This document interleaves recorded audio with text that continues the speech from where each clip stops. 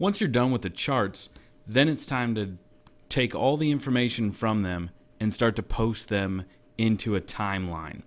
This will allow us to see how long each one of the organisms lived on the Earth. Also, too, though, the overlap, a little bit better than maybe the cards do.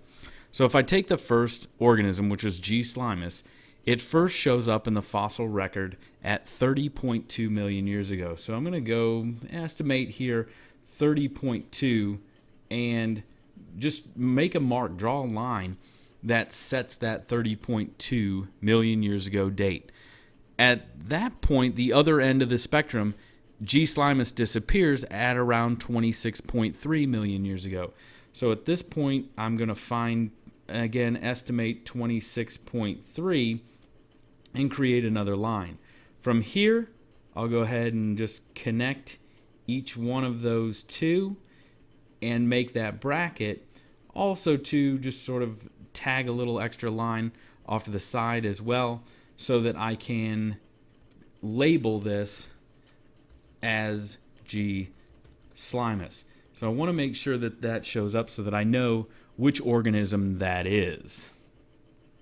I'm going to want to map out on the timeline all the organisms.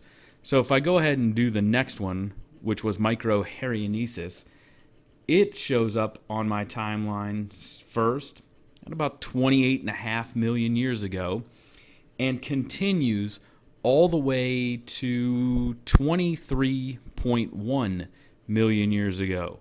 And I'm using the bottom half this time just to save myself some room, but the procedures and steps are still the same. And again, I want to go ahead and label each one here to show which organism is which, but I'll continue that for all the organisms that show up on my timeline. It'll look sort of like this. And again, I can see here now that there's about almost a 2 million year overlap between G. slimus and M. hariensis.